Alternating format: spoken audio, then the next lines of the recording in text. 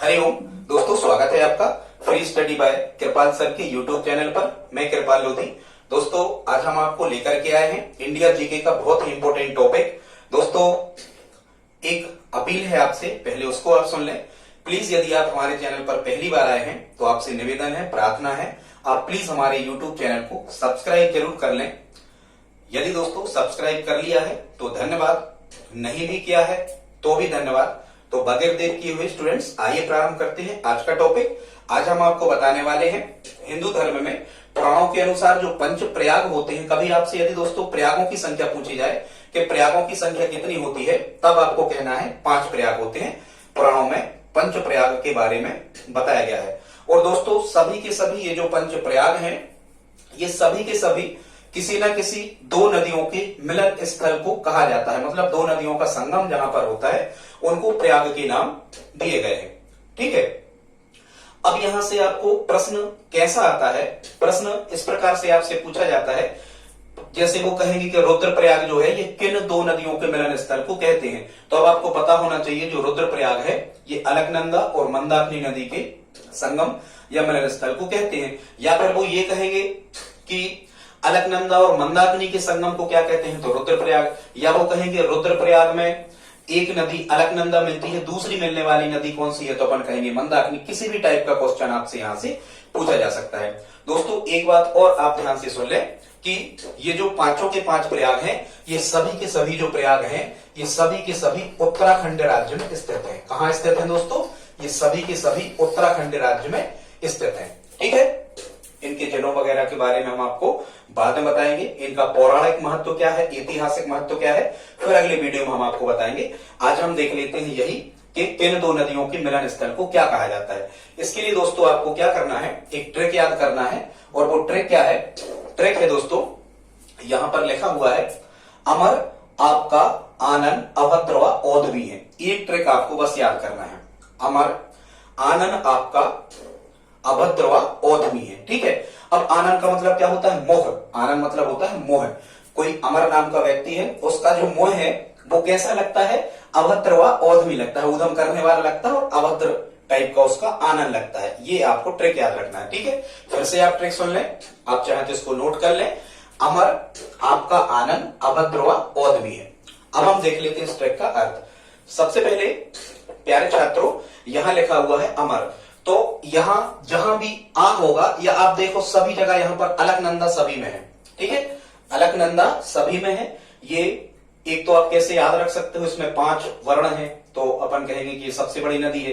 तो यदि इसमें 5 वर्ण है, सबसे बड़ी नदी है, तो बड़ों का ही महत्व रहता है। यहां से आप समझ सकते हो कि अलकनंदा सब में होगा। ठीक है। तो दोस्तों, आ से बनेगा यहाँ अलकनंदा, और मां से हो जाएगा मंदाकिनी, और इस रा से हो जाएगा रुद्रप्रयाग। इसका मतलब क्या हुआ प्यारे छात्रों? इसका मतलब ये हुआ कि अलकनंदा और मंदाकिनी के संगम स्थल या मिलन स्थल को क्या कहा जाता है? रुद्रप्रयाग कहा जाता है। आई होप आप समझ गए होंगे। आगे देखते हैं दोस्तों, ट्रिक में आगे लिखा हुआ है आपका। ठीक है। तो यहां भी आ से क्या बनेगा? अलकनंदा, और यहां पा से बनता है पिंडार। ऑप्शन आपको आते हैं तो बिल्कुल आपको ध्यान में आ जाएंगे। पा से क्या बनता है? पिंडार। तो अलकनंदा और पिंडार के मिलन या संगम स्थल को का से बनता है? कर्णप्रयाग। अलकनंदा और पिंडार के संगम स्थल को दोस्तों क्या कहा जाता है? कर्णप्रयाग। आई होप आप समझ गए होंगे।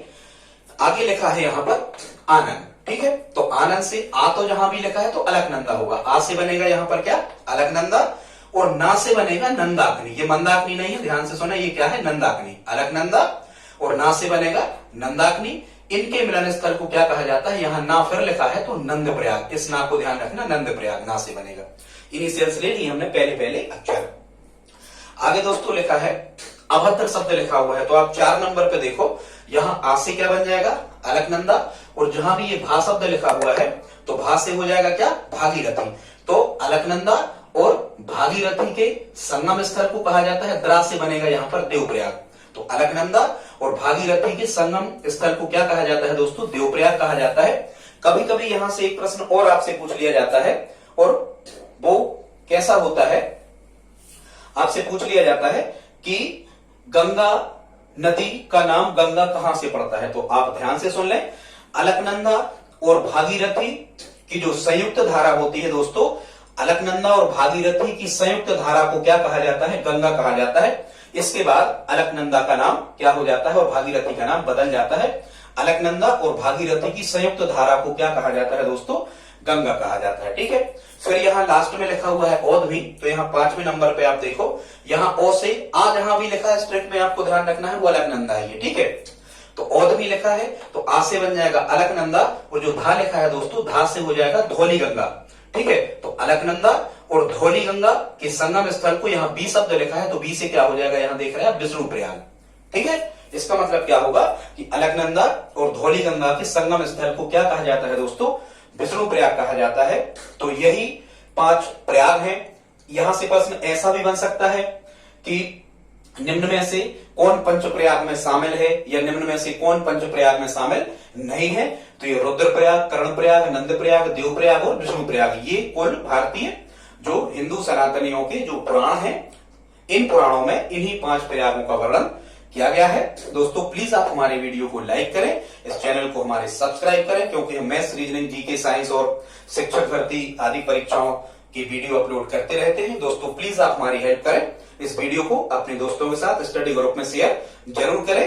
दोस्तों मिलते हैं अगले वीडियो में, तब तक के लिए जय हिंद, जय भारत, वंदे मातरम।